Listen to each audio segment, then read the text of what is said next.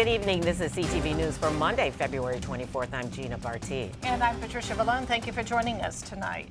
Well, a Lewisdale man is arrested for allegedly sexually assaulting a teenager. 37-year-old Marvin Diaz faces 85 charges, including child pornography, for his involvement with a 14-year-old male. Police say they received 27 tips from the National Center for Missing and Exploited Children about Diaz in January. When officers searched his home, they reportedly found hundreds of porn images and videos. They included images of the sexual assault that took place between our arrested suspect and the victim, the 14-year-old male. Are there additional victims? That's what we want to know. If the community or anybody watching can follow up with any details where any other victims may be out there, we want to know where they are if they've been affected by Mr. Diaz. And Diaz faces 78 counts of possession of child pornography, 1 count of second-degree rape, and other charges. The daughter of former state delegate Tawana Gaines learns her fate in federal court today. Yes, the reporter Katira Jones was in the courtroom this morning when that sentence was handed down. Katira? Yes, it was a very interesting case that everybody in the county and the state has been watching. A federal judge sentences Anitra Edmond to 3 years probation for campaign violations. Edmond is the daughter of former Maryland delegate Tawana Gaines. Edmond will serve part of her probation under home detention and will undergo 8 months of location monitoring. She has also been ordered to serve 100 hours of community service and pay back more than $35,000 in restitution. You may recall Edmond pleaded guilty to wire fraud back in November. She served as campaign treasurer for her mother and took more than $35,000 of campaign funds for personal use. So tell us, what was her reaction in the courtroom? We haven't seen much of her. We have seen her mother.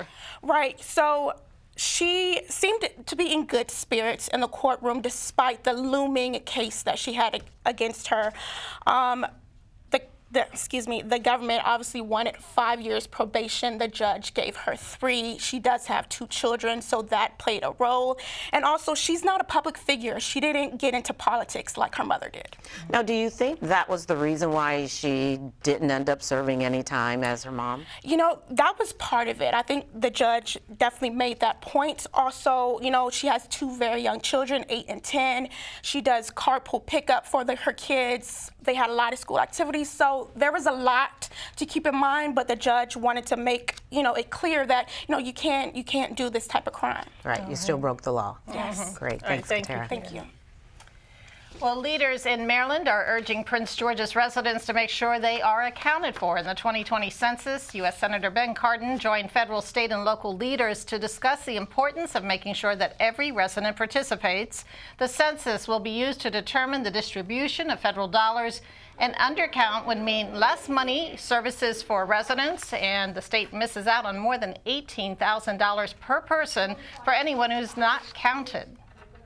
If you have a pulse, you need to fill out the form. If you have a heart, you need to tell your friends and your family and your coworkers to fill out that form.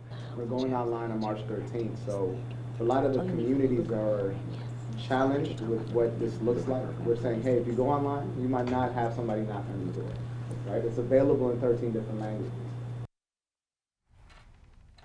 And for more information, you can visit 2020census.gov. A car crash claims the life of a Beltsville man this morning. Maryland State Police say it happened at the southbound ramp of I-95 near Powder Mill Road. According to officials, 25-year-old Marvin Joya was traveling on the ramp when his vehicle went off the road and struck a tree. Joya was ejected and died on the scene. Police say alcohol may have been a factor in the crash. Prince George's police are looking for a driver who struck and killed a pedestrian in Forestville Friday night and kept going. This is what police say the striking car looks like. It's described as a 2015 or newer white Toyota. Police say the Toyota may have a damaged headlamp and windshield, as well as a missing driver's side mirror. The driver hit a man just before 9 p.m. at Pennsylvania Avenue and Forestville Road. The victim, who has not been identified, died at the scene. Police say he was not in a crosswalk when he was hit. Well, thousands of mourners packed the Staples Center today to honor Kobe Bryant and his 13-year-old daughter, Gianna, 4 weeks after they died in a helicopter crash along with 7 others. The celebration of life kicked off with a performance from Beyonce, Bryant's former teammate Shaquille O'Neal, Lakers GM Rob Pelinka, Michael Jordan, and Christina Aguilera all paid tribute to the pair. Vanessa Bryant fought back tears remembering her husband and daughter. She would have made it. Kobe wanted us to renew our vows. He wanted Natalia to take over his company, and he wanted to travel the world together. We had always talked about how we'd be the fun grandparents to our daughter's children. He would have been the coolest grandpa. Gigi was sunshine. She brightened up my day every day. I miss looking at her beautiful face. She was always so good, a rule follower. I knew I could always count on her to do the right thing. Kobe and Gianna were laid to rest in a private ceremony on February 7th.